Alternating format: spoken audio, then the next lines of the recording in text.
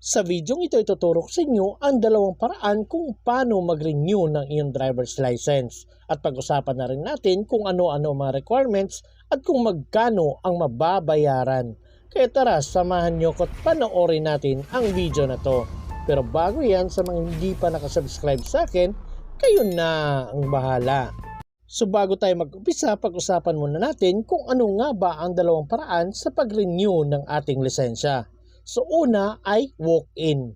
So dito kailangan ninyong pumunta talaga sa pinakamalapit na branch ng LTO. Then pangalawa ay online. Yes po, pwede na kayong mag-renew ng inyong driver's license through online. At mamaya ituturo ko sa inyo ang step-by-step process sa pag-renew ng inyong lisensya online. Pero unahin ko munang ituro sa inyo ang pag-renew ng inyong lisensya ng walk-in lang. So unahin na natin pag-usapan sa walk-in ang mga requirements. So ito dapat ang mga dadalhin at gagawin ninyo sa pagre-renew ng inyong mga lisensya. Una, dapat meron na kayong CDE certificate. Pangalawa, lumang lisensya. At pangatlo, medical certificate. Pero advice ko sa inyo, sa bahay nyo na gawin ang pagkuha ng CDE certificate para hindi masayang ang inyong mga oras. Pero ano nga ba ang CDE or Comprehensive Driver's Education? Ang CDE is considered na refresher course sa mga driver ma-professional or non-professional man na gustong mag-renew ng kanilang mga lisensya. Ano-ano nga ba ang mga kailangan o requirements sa pagkuha ng CDE certificate? Una, dapat meron ka ng email address, LTO client ID, at syempre yung lumang lisensya. Pero wag mag-alala kasi tuturo ko naman lahat yan sa inyo.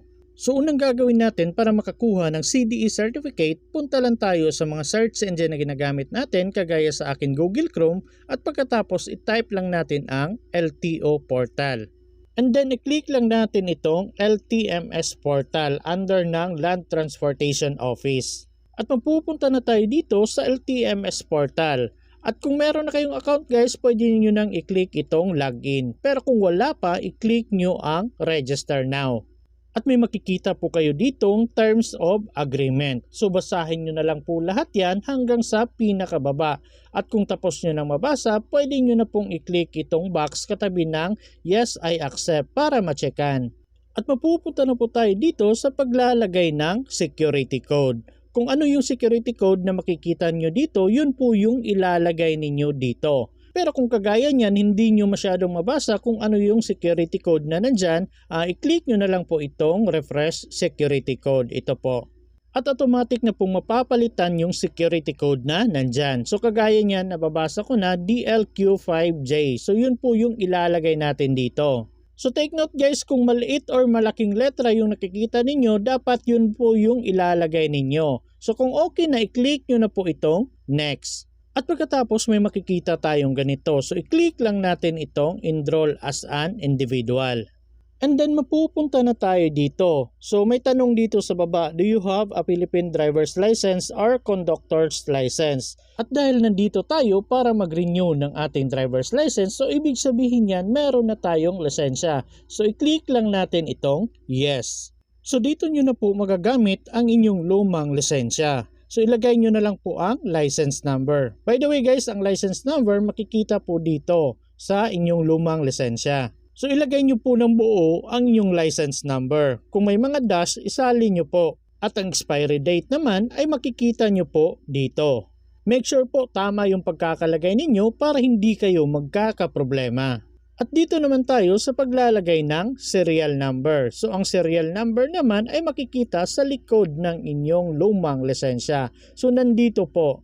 So i-double check nyo na po lahat ang mga nilagay ninyo kung tama ba. And by the way guys, sa mga nagtatanong paano daw kung wala silang conductor's license. So wag nyo na pong fill upan yan kasi driver's license lang naman yung i-renew natin. At kung okay na, i-click nyo na po ang next. At kung hindi kayo makaproceed guys, tapos sa itaas may makikita kayong ganito, the driver's license details do not match. Or meron din ganito na driver's license you have entered has been registered. So kapag ganyan yung lumabas, panoorin nyo na lang po yung video ko kung paano masosolve yan. Ilalagay ko na lang po yung link sa description box.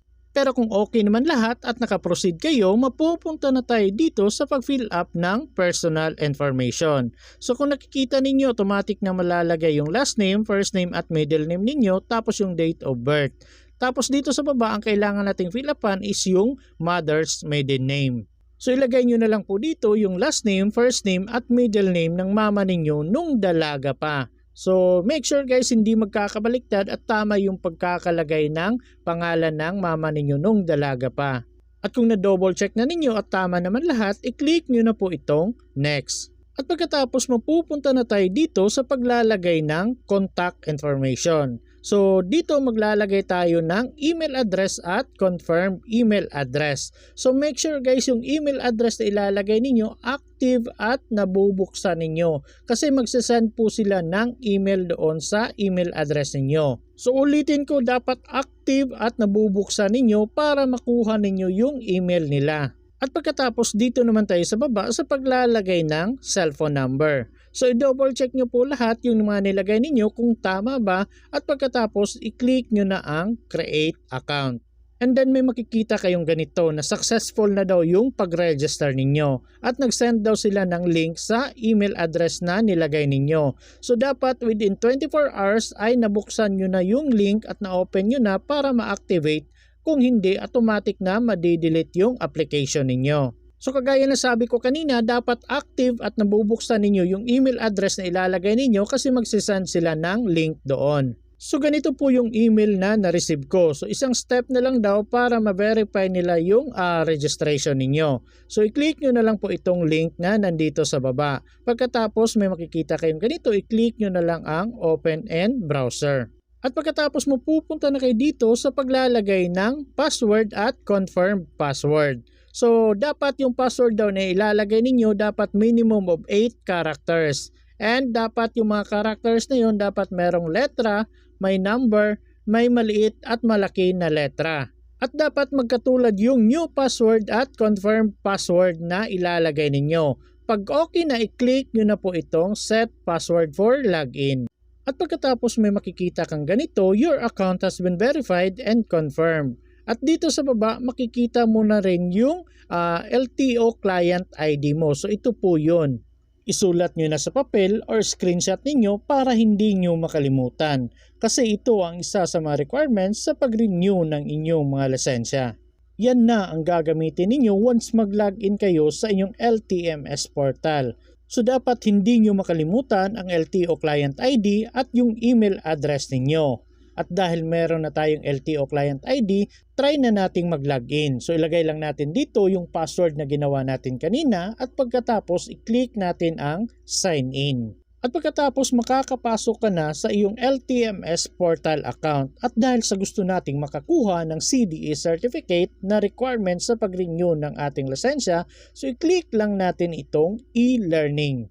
And then i-click mo itong CDE online validation exam. At dito i-click mo ulit itong CDE Online Validation Exam. At dito i-click mo itong click here to start the exam. At dito na mag-uumpisa ang totoong laban para makakuha ng CDE certificate. Kung noon sa 25 questions, kailangan mo lang makakuha ng 13 na tamang sagot or 50% para makapasa ka. Pero ngayon, dapat makakuha ka ng 20 na tamang sagot sa 25 questions or 80% para pumasa. Pero huwag mag-alala kasi wala naman itong time limit. At kung handa ka na, i-click mo na itong Start Exam. So dito may option kayo kung English or Filipino ba yung iti-take ninyo na mga questions. At kung tapos mo nang sagutan lahat at pasado ka naman, may makikita kang ganito sa dulo. Congratulations, napasa mo na daw ang CDE Online Validation Exam. At makukuha mo na rin ang iyong CDE certificate. Ito na po yun. By the way guys, kung nahihirapan kayo sa mga exam, may mga videos po akong ginawa sa non-professional or professional, mapa-English man yan or Tagalog. Hanapin nyo na lang po sa mga videos ko, marami po akong ginawa. So meron ka ng CDE certificate, lumang lisensya, ang kulang mo na lang ay medical certificate. At sa mga nagtatanong kung saan daw pwedeng kumuha ng medical certificate, makakakuha ka niyan sa mga LTO accredited medical clinic. Kadalasan makikita nyo yan sa tabi or harap ng LTO branches. At sa mga nagtatanong kung ano ang gagawin sa pagpapamedikal, huwag mag-alala kasi i-check lang naman ang mga mata ninyo. Pababasahin lang kayo ng may distansya. At pagkatapos i-check ang blood pressure ninyo at tatanungin kayo about sa medical history ninyo. At sa mga nagtatanong kung magkano daw ang medical. So ang sagot dyan hindi po magkakaparehas. So depende po yan sa clinic na mapupuntahan ninyo. So kagaya dito sa amin yung medical exam is 250, yung computer fee is 60 pesos, tapos yung miscellaneous is 140. So yung total na nabayaran ko is 450. So depende na po yan sa clinic na mapupuntahan ninyo. At kung meron na kayong CDE certificate, lumang lisensya at medical certificate, pumunta na sa LTO office at gawin ang step-by-step process na ito. Pero dapat sundin nyo ang mga dress code na ito. Sa mga lalaki, bawal na nakasando, nakashorts at nakatsinelas. Sa mga babae naman, bawal nakasando, nakatube, nakatsinelas at nakashorts. At kung nandun na kayo sa loob ng LTO office, ibigay nyo lang ang inyong mga requirements na dala, yung CDE certificate, lumang lisensya at medical certificate. At antayin nyo na lang na tawagin ang pangalan ninyo para magbayad. At pagkatapos antayin nyo ulit na tawagin yung pangalan ninyo para sa picture, biometrics at signature. At pagkatapos antayin nyo na lang na ma-release yung driver's license ninyo. Subali ang magagastos ninyo sa pag-renew ng inyong lisensya ay 585 para sa lisensya at 450 para sa medical. Pero depende po yan sa medical clinic na mapupuntahan ninyo. So yung total na nagastos ko is 1,035 pesos. So ganun po ang pagre-renew ng inyong lisensya, walk-in. At ngayon pag-usapan naman natin kung paano mag-renew ng inyong lisensya through online. So unang gagawin natin, hanapin at buksan lang natin ang Google Play Store sa ating mga cellphone at pagkatapos dito, i-search lang natin ang eGov.ph. At pagkatapos hanapin lang natin ang ganitong logo tapos may pangalan na eGov.ph tapos sa baba DICT e-Government. At kung okay na i-click nyo na lang po itong install. At pagkatapos antayin nyo na lang na ma-install yan. At kung okay na at ganito na, i-click nyo na lang po itong open. At pagkatapos may makikita kayong ganito, then may lalabas na allow eGov.ph to send you notifications. So, nasa sa inyo na po yan kung gusto nyo makareceive ng mga notifications galing sa eGov, i-click nyo po itong allow. Pero kung ayaw nyo naman, i-click nyo itong don't allow. So, in short guys, nasa sa inyo na po yan kung gusto nyo i-allow or don't allow. At pagkatapos may makikita tayong ganito. So dito guys, wala pa tayong account so kailangan nating i-click itong sign up. After that may makikita na po kayong ganito, let's get started. So dito kailangan nyo pong ilagay yung first name, middle name at last name ninyo. So make sure guys tama yung pagkakalagay ng first name, middle name at last name ninyo. At pagkatapos i-click nyo po itong suffix. So for example, meron kayong suffix kagaya ng junior, senior, the third, the fourth, ganyan. Pwede nyo pong i-click dito kung hanapin nyo na lang po. Pero kung wala, i-click nyo na lang po itong NA or not applicable. So ito po. So after nyo makalagay ng suffix, tapos first name, middle name at last name, dito naman tayo sa baba sa paglalagay ng email address. So make sure yung email address na ilalagay ninyo guys, active at nabubuksan ninyo kasi magsasend sila ng OTP doon. So ulitin ko, dapat nabubuksan pa talaga niyo yung email address na ilalagay niyo dito kasi hindi kayo makakaproceed kung hindi niyo mabubuksan yung email address na yon. At kung okay na at nalagay niyo na lahat, i-click niyo na po itong create new account. At pagkatapos kung meron kayong makitang ganito guys, the email address has already been taken. So ibig sabihin niyan, nagamit na po yung email address na nilagay ninyo. So kapag ganito yung nakikita ninyo, advice ko sa inyo, gumawa na lang po kayo ng bagong email address ninyo. Or baka isipin nyo, baka nakapag-register na kayo dito dati, kaya nagamit nyo na ang email address ninyo. Pero kung okay naman lahat, ganito po yung makikita ninyo. One-time code sent to your email address. So kagaya na sabi ko kanina, dapat active at nabubuksan ninyo yung email address na ilalagay. So i-check nyo na lang po sa email address yung email ni eGov. So dapat mag-aantay lang kayo ng at least 3 minutes bago ma-receive nyo yung code na galing kay eGov. And by the way guys, kung lalagpas na ng 3 minutes tapos wala pa rin kayong na-receive na email, pwede nyo pong i-check sa spam folders ninyo, baka nandun yung email ni Agob. Pero kung wala talaga, may nakalagay naman dito na resend code. So pwede nyo pong i-click yan after 3 minutes kung wala talaga kayong na-receive na code. So bali ganito po yung na-receive ko na email galing kay Agob. Tapos may nakalagay dito na email code. So itong 6-digit na number dito, ito po yung OTP or yung code na ilalagay ninyo dito. So after nyo malagay yung code dito, ganito na po yung lalabas. So dito kailangan ninyong maglagay ng mobile number ninyo. And make sure guys, active at nakaka-receive ng text yung mobile number na ilalagay ninyo kasi magsasend na naman sila ng OTP doon. At kung nakalagay na po kayo, i-click nyo na po itong next. At pagkatapos may makikita kayong ganito, enter one-time PIN. So nag-send daw sila ng OTP sa mobile number na nilagay ninyo. So kagaya ng sabi ko, dapat active at nakaka-receive ng text yung mobile number na ilalagay ninyo. So bali ganitong OTP po yung na-receive ko. At pagkatapos dito nilagay ko na po. Then after kong malagay, nag-loading po siya ng kaunti. Then dumiretso na sa pag-create ng IMPIN or one-time password. So bali numbers lang po yung ilalagay ninyo, 6 digits lang po. So make sure madali nyo matandaan yung password na ilalagay ninyo. At kung okay na at nalagay nyo na, i-click nyo na po itong next. At pagkatapos dito naman tayo sa pangalawa, so kailangan yung i-re-enter yung IMPIN na ginawa ninyo. So kung okay naman, dapat magkatulad talaga yung pagkakalagay at may makikita kayong IMPIN matches. So ganito po. So kung okay na, scroll down nyo na po at dito sa baba, i-click nyo na po itong next. So bali, antayin nyo na lang, maglo-loading yan ng kaunti, then may makikita kayong ganito na congratulations. So bali, successful na daw yung pag-create ninyo ng account. At pagkatapos makakapasok na po tayo sa ating Agob account. Pero hindi pa po dyan natatapos kasi kailangan pa nating i-verify ang ating account. So dito sa baba may makikita po tayong verify now. So i-click lang natin ito. So dito kailangan nyo pong fill upan lahat ng mga personal information na kinakailangan nila. So fill upan nyo lahat, pero kung meron kayong national ID, pwede nyo pong i-click itong scan Philsys QR. So madadirect po kayo sa pag-scan ng inyong national ID. So after nyo ma-scan yan, automatic na pong lalabas yung mga personal information na kinakailangan nila dito.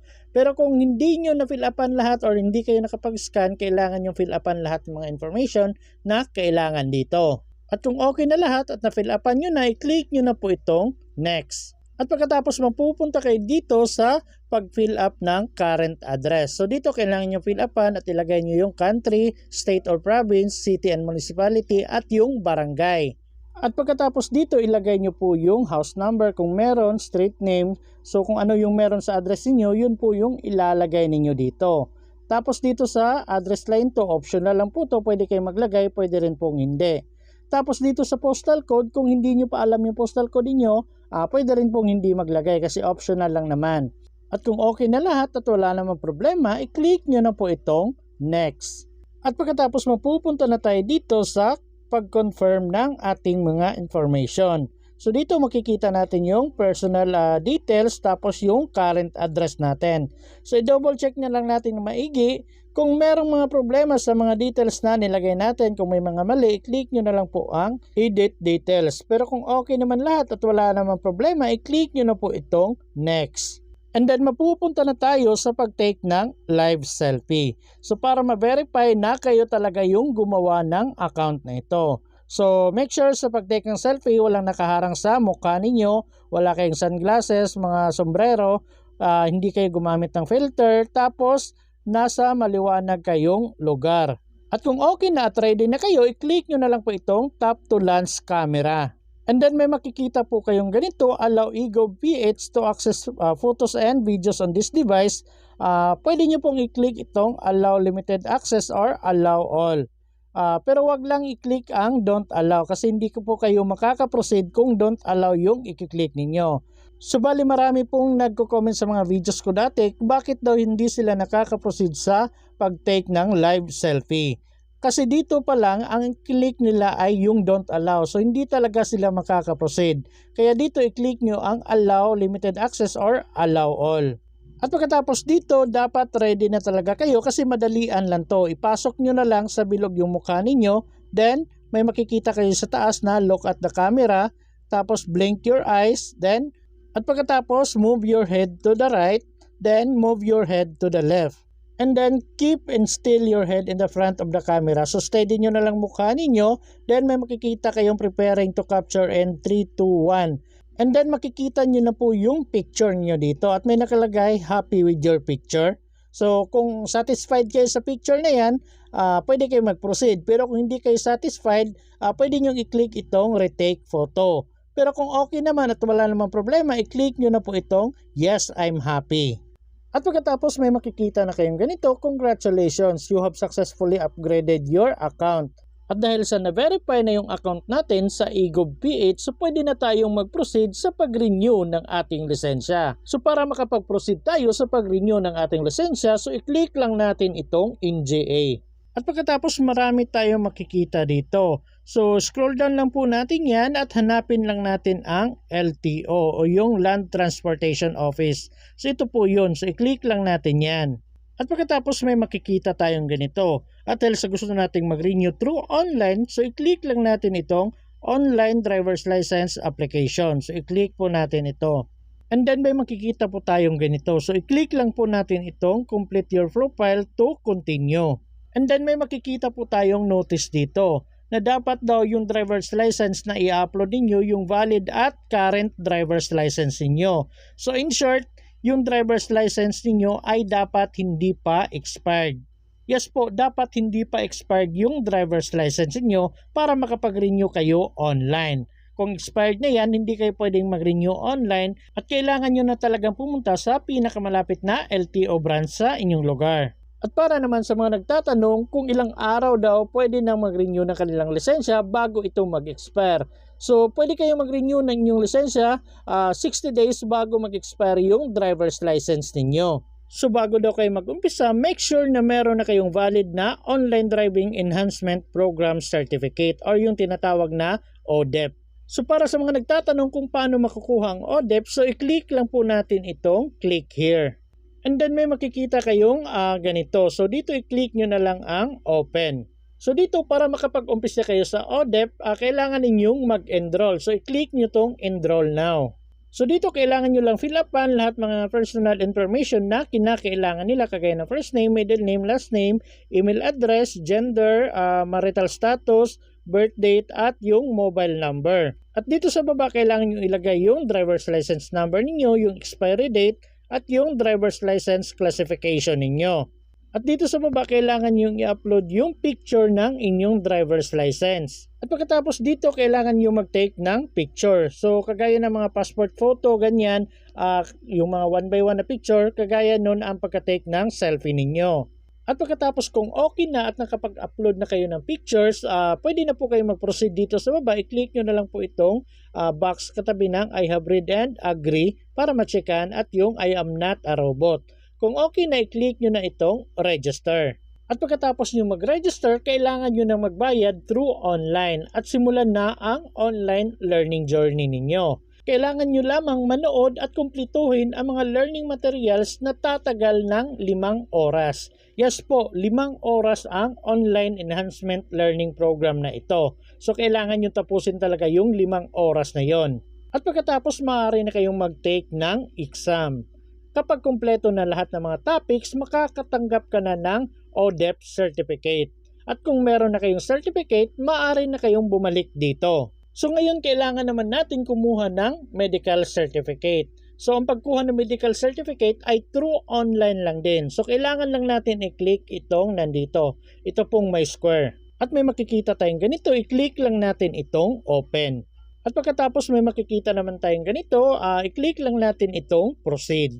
At pagkatapos dito, kailangan nating maglagay ng email address. At kung nakalagay na kayo, i-click nyo na lang po itong submit. At pagkatapos may makikita kayong ganito na nag-send daw sila ng OTP sa email address na nilagay ninyo. So bali ganito po yung OTP na na-receive ko sa aking email. At ito po yung ilalagay natin dito. At pagkatapos ninyo malagay, mag-antay-antay lang konti kasi maglo-loading yan. Then mapupunta na kayo dito sa pag-fill up ng personal information ninyo. At pagkatapos yung fill upan lahat, mag-book na kayo ng appointment. So piliin nyo na lang ang preferred date and time ninyo para sa inyong medical examination. At pagkatapos may sasagutan kayo na medical history questions. Kapag natapos niyo, pwede na kayong magbayad para sa inyong medical examination. At sa araw ng inyong scheduled appointment, pumasok sa teleconference room kung saan may naghihintay na doktor. Kailangan ninyong kumpletuhin ang medical test na ipapagawa sa inyo ng inyong doktor. Kapag kumpleto na ang exam, makakatanggap na kayo ng result ng inyong medical examination. Ipapasa ng doktor ang result gamit ang biometric scan at matatanggap na ninyo ang inyong medical certificate. At kung meron na kayong ODEP certificate at medical certificate, balik na tayo dito at pindutin natin itong continue. So ito pong may square. At pagkatapos may kailangan tayong kumpletuhin na 7 steps dito. So una nga ay yung pag-a-upload ng current driver's license natin. So kailangan natin picturean yan. So kailangan nyo pong picturean yung driver's license nyo, yung harap at likod. At pagkatapos i-upload nyo dito. So bali, click nyo na lang po itong take a photo or upload a file. At pagkatapos may makikita kayong ganito, allow eGov.ph to take picture and record video. So pwede nyo pong i-click itong while using the app or only this time. Basta wag lang po yung don't allow. And then may makikita na naman tayong ganito, allow eGov.ph to access photo and videos on this device. So pwede nyo pong i-click yung allow limited access or allow all. Basta wag lang ang don't allow. At kung tapos na kayo mag-upload ng front page at back page, make sure lang guys na nababasa talaga yung mga details sa pag-take ninyo ng picture. So kung okay na, pwede nyo na pong i-click itong next. And then may makikita kayong ganito na ina-analyze pa daw ng system nila yung pinasa ninyo na mga documents. So mag-antay-antay lang kayo ng konti.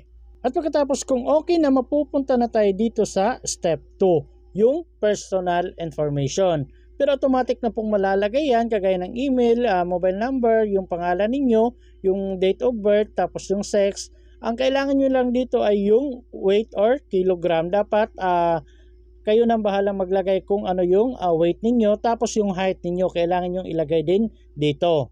Pagkatapos dito sa baba, ilagay nyo po yung eyes color ninyo, tapos blood type. Tapos dito sa baba, maglagay kayo ng in case of emergency information. So yung pwede makontak kung may emergency. So kayo nang bahala maglagay dyan. At kung okay na, fill upan nyo na lahat, i-click nyo na po itong next. At pagkatapos dito naman tayo sa step 3, ang pag-review ng address. So i-double check nyo na lang po yung address. Kung tama naman, i-click nyo na itong next. And then mapupunta na tayo dito sa step 4. So dito, maglalagay tayo ng information sa current driver's license natin. So una yung agency kung saan tayo nag-renew, tapos yung driver's license number natin. So i-double check nyo po ito guys kasi nakatry ako, mali yung nakalagay pala dito, kaya dapat nyong i-double check talaga. Tapos yung expiry date, tapos yung license card serial number. So dapat i-double check nyo ang ilalagay ninyo dyan. Pagkatapos nandito na yung picture ng inyong driver's license na kinuna ninyo kanina. So kung okay na at na-review nyo na lahat, i-click nyo na po itong next. At pagkatapos mapupunta na tayo dito sa step 5. So dito kailangan nyo mag-upload ng valid picture ninyo. So dapat naka-steady yung pagka-take ninyo ng picture. Dapat malinaw, nasa maliwanag na area at wala mga anino. Dapat nakikita daw yung mukha ninyo at yung balikat ninyo at dapat walang nakaharang, walang mga sunglasses, mga sombrero or kahit na ano na palamuti na makikita sa mukha ninyo. At dapat daw yung background ninyo ay light colored background daw. Kung may mga tela kayo na plain dyan, pwede na po ninyong gamitin yan as a background. And make sure daw sa pag-take ng picture, dapat nasa gitna daw yung mukha ninyo at yung balikat ninyo. At kung meron na kayong picture, pwede nyo na pong i-upload dito or kung gusto nyo live yung pagka-take ng picture, pwede nyo i-take itong camera. So kung okay na at na-upload nyo na, i-click nyo na po itong next. And then mapupunta na tayo dito sa step 6 which is ang signature. So dito ilagay nyo na lang po yung perma ninyo. At kung okay na at nalagay nyo na, i-click nyo na po itong next. At pagkatapos mapupunta na tayo sa last step which is yung summary. So dito i-review nyo po yung mga personal information na nilagay ninyo. So kung may mali, pwede nyo pong edit yan. Pero kung okay naman lahat at wala ng problema, i-click nyo na lang po itong submit.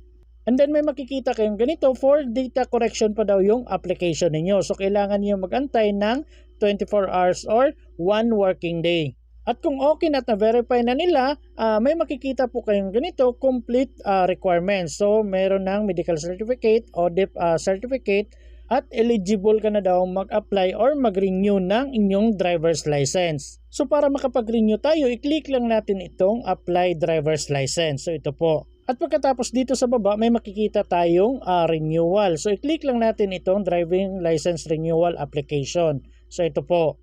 At pagkatapos nun, pwede na po kayong magbayad. So nasa sa inyo na po yun kung ano yung mode of payment na gagamitin ninyo. So pwede kayong gumamit ng online banking, banks, cash payments, kiosk machine, Visa. So nasa sa inyo na po yan. So i-click nyo na lang po ang Pay Now. At may marireceive kayong text na your driver's license application has been successfully submitted. At dito makikita nyo driver's license renewal application for assessment pa. So magantay-antay lang po kayo. And then may marireceive na naman kayong text na your application has been approved. So pwede nyo daw ma-view yung driver's license niyo, yung digital copy nito sa LTMS portal niyo. So take note guys, kapag nahuli kayo at wala kayong driver's license card na dala, pwede pa rin yung digital copy ng inyong driver's license na makikita sa inyong LTMS portal. So pwede nyo ipakita yon, pero dapat kayo yung mag-login doon mismo sa harap ng traffic enforcer na nakahuli sa inyo. Hindi po pwedeng screenshot. Dapat actual na mag-login kayo doon. At pagkatapos dito, kayo nang bahalang pumili kung pipick upin ninyo sa pinakamalapit na LTO branch yung driver's license card ninyo or gusto nyo ipa-deliver mismo sa inyong bahay. So kayo nang bahalang pumili kung pick up ba or delivery. Pero take note po, kung pipick upin ninyo sa LTO branch mismo, wala na kayong ibang babayaran pa. Pero kung gusto nyo ipa-deliver sa inyong pamamahay, syempre may charge na po yan sa carrier na magdi-deliver nito. So yun po ang dalawang paraan kung paano i-renew ang inyong lisensya through walk-in or through online.